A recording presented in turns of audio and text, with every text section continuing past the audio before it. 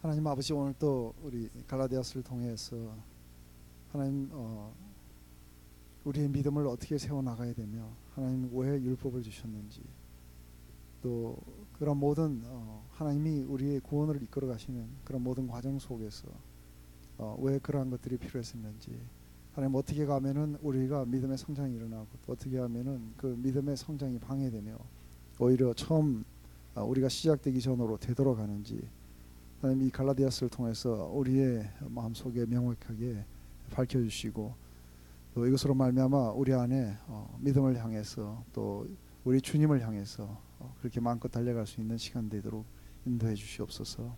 예수님의 이름으로 기도드립니다. 우리 2장 11절부터 시작됐죠, 그죠? 11절부터 14절까지인가요? 여기 보면은 이게 베드로하고의 충돌이에요, 그죠?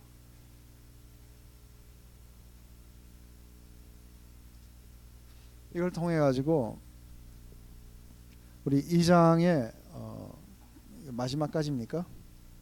우리 2장의 21절까지는 이제 베드로와 자신의 바울의 그런 어떤 경험에 대해서 이야기를 해요.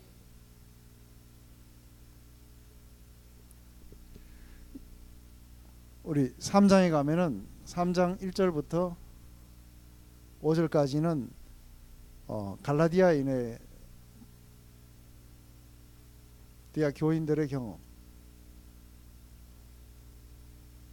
맞습니까? 그러고 나서 우리 6절부터 사실상은 이제 그 뒤에 굉장히 많이 이렇게 나오지만, 특별히 14절까지는 아브라함을 가지고 이렇게 이야기를 하게 돼요. 그러고 나서 15절부터 22절까지는 이 안에 그 율법이 뭐고 또 약속이 뭔지, 그리고 3장 23절부터 3장 우리 마지막 절이니까 28절까지는 이 율법이 우리의 몽학 선생이었다는 거죠. 몽학 선생이 뭔지에 대해서 나옵니다. 그리고 이제 4장에 가면은 1절부터 우리가 7절까지는 하나님의 아들이라는, 그 다음에 4장 8절부터 우리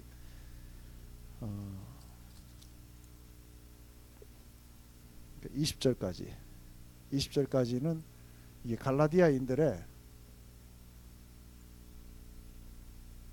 초기 그 복음에 대한 반응이에요.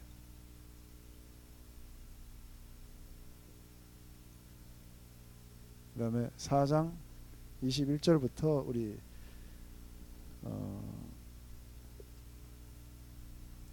마지막까지 20몇 절까지죠. 31절까지는 두 언약에 대해서 나와요. 두 언약, 특별히 그 종의 이름을 하가와 사라에 대해서 나오면서 이제 우리가 얼마나 자유한 아들인가에 대해서 이야기합니다. 여기까지, 그러니까 이 사실은 갈라디아서는 이 뒤에 5장에도 계속해서 5장에 가더라도 율법과 또 믿음, 은혜와 율법에 대해서 계속해서 나와요. 계속해서 이 논쟁들이 나오게 되지만, 특별히 이제 이게 바울이 2장 10절까지는 그러니까 안에서 자기 복음이 자기 사도직이 어떻게 하나님께로부터 왔고, 그리고 자기 복음이 어떻게 계시로 왔는지에 대해서 이렇게 증명하는 것으로 나와요. 그러면서 이제 2장 여때부터 시작해 갖고, 그러니까 여러 가지 경험을 통해 가지고 지금 설명해 가고 있는 거예요. 그래서 구약도 인용하고, 구약에 나오는 사람도 인용하고, 또 자기들도 인용하고, 갈라디아인들도 인용하고, 계속해서 그렇게 나가고 있는 거예요. 이 중에 어느 거 하나라도 여러분들이 제대로 받으시면은 이제 그쪽으로 안 돌아가시게 되는 거예요. 제일 먼저 베드로하고의 충돌이 뭐였습니까? 베드로하고 충돌은 이 안에 여기에 이방인들이 앉았어요, 그죠? 그리고 이쪽에는 유대인들이 앉았어요. 근데 유대인 교인들이 앉았었죠. 여기 베드로, 바울, 바나바, 그 다음에 다른. 근데 여기에는 유대의 그 율법에서 먹지 말아야 되는 음식들이 나와요, 그죠? 그 중에 하나가 이게 돼지, 그죠?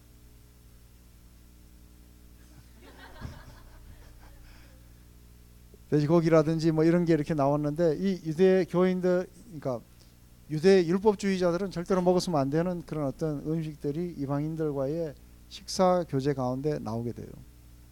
근데 이 사람들은 전부 다 뭐예요? 다 그 믿음으로 말미암아 의롭게 된 사람들이기 때문에 그 음식에 매이지 않게 돼요. 그래서 사실은 그 음식법을 버렸어요. 그 결과 이제 앉아서 같이 이방인들하고 같이 이렇게 먹게 되는데, 그때 갑자기 그 야고보에서 예루살렘 교회에서 사람이 오자 베드로가 도망가 버리고 거기에 바울도 도망가 버리고 몇몇 사람이 도망을 가니까 이제 이 사건을 가지고 바울은 지금 설명을 하는 거예요. 베드로 보고, 야, 너는 유대인으로서 유대인처럼 안 살고 이방인처럼 살아놓고 이제 물러감으로써 이제 이 앉아 있는 이방인들이 유대 율법을 지키는 유대인처럼 살아가야 된다고 네가 지금 현혹하고 있다는 거예요.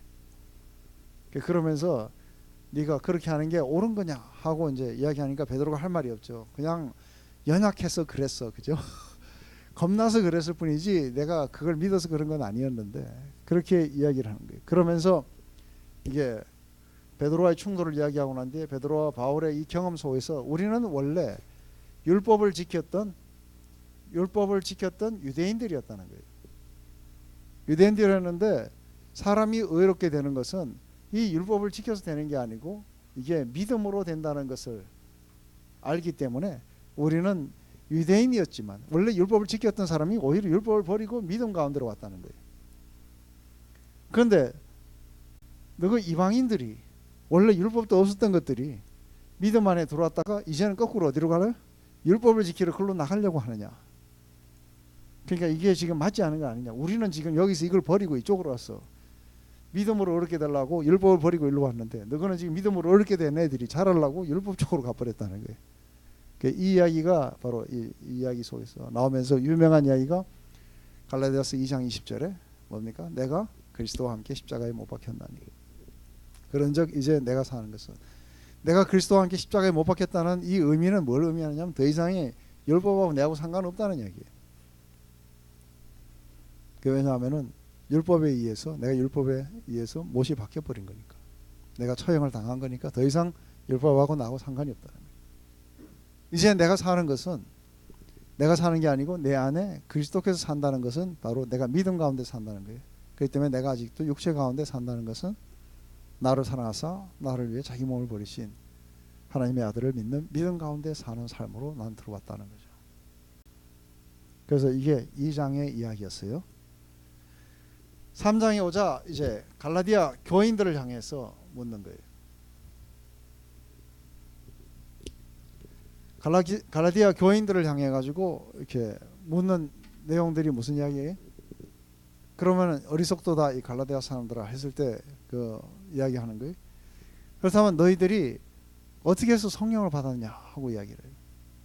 어떻게 성령을 받고 너희들의 삶이 어떻게 그렇게 안에서 변화가 일어났었고, 너희들은 어떻게 그렇게 기쁨으로 들떴었고, 이런 일들이, 이 원더풀한 일들이 너희들에게 어떻게 해서 일어나냐는 거예요. 너희들이 율법을 지켜서 일어났냐 아니면 듣고 믿었기 때문에 일어나냐는 거예요. 갈라디아인들아 너가 한번 대답해봐라 하는 거예요. 대답해야죠, 그죠? 우리 모두, 여러분들이 다 본어게인의 경험이 있고 성령을 받은 경험이 있다면은 그 원더풀한 일들이 여러분들 가운데 어떻게 해서 일어났어요? 네, 율법을 지켜서 일어났죠, 그죠?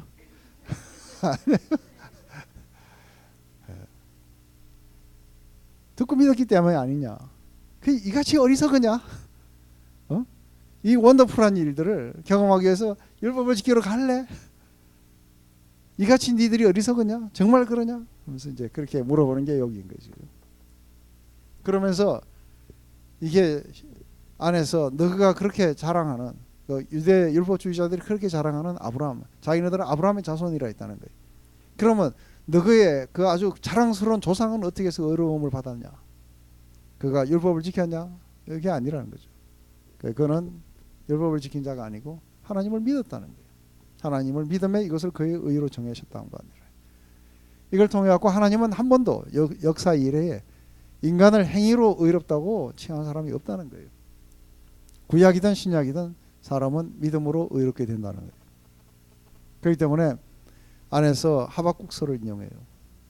내 의인은 믿음으로 살리라 하고 하박국서 2장 14절 말씀을 인용해요. 그러면서 이 율법과 약속에 대해서 이야기를 해요.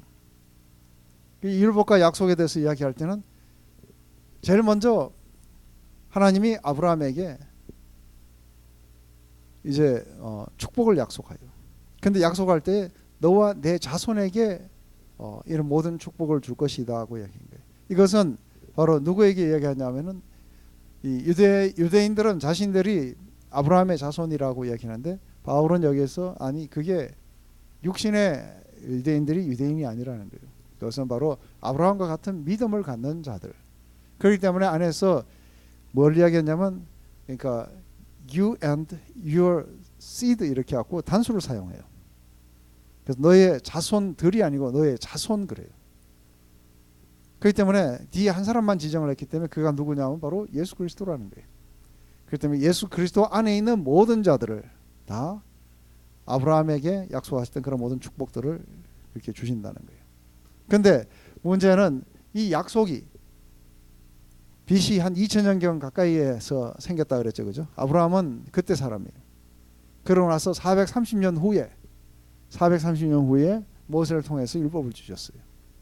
그렇다면은 하나님이 430년 전에 믿음으로 사람을 어렵게 하고 그 믿음 때문에 모든 축복을 주시겠다고 하고 그리고 모든 유업을 주겠다 하고 그렇게 말씀하신 하나님이 430년 후에 마음이 바뀌셨냐는 거예요. 마음이 바뀌어갖고 전에 했던 거는 무효다. 지금부터는 법을 잘 지키는 사람에게 주겠다 하고 그렇게 말씀하시겠냐는 거예요. 우리 하나님은 그 하나님인데 하나님으로는 요 때는 요 이야기 하시고 저 때는 저 이야기 하시는 하나님이 아니라는 거예요. 그렇다면 도대체 율법은 왜 주셨냐는 거예요. 언제나 믿음으로 의롭게 하실 하나님이 율법은 뭐 때문에 우리에게 주셨냐는 거예요. 그래서 이 한 얘기가 이 율법은 우리에게 주신 것은 우리가 그것을 통해서 의롭게 되라고 주신 게 아니라 그걸 통해 가지고 우리가 죄인임을 깨닫고 그리고 예수 그리스도를 믿는 믿음 안으로 인도하기 위해서 우리가 심판 아래 놓여 있는 죄인이라는 사실을 깨달으라고 우리에게 주셨다는 거예요. 그래서 그걸 깨달은 사람들은 전부 다 어디로 가요? 이제는 믿음으로 간다는 거예요. 성경이 모든 사람들을 이 율법이 모든 사람들을 다 죄인으로 가둔 이유가 있다는 거예요. 여러분들 다 유죄, 다 사형인 거예요. 그래서 이걸 다 사형이라는 걸 선언할 필요가 있었다는 거예요. 이게 율법의 목적이에요. 왜냐하면은 사람들이 그 선언을 통해 가지고 사람들이 진짜로 어렵게 되는 길을 발견한다는 거예요. 그건 바로 믿음을 통해서 나오도록 하기 위한 하나의 몽학선생이었다는 거예요. 이게 이제 여기까지 이야기예요.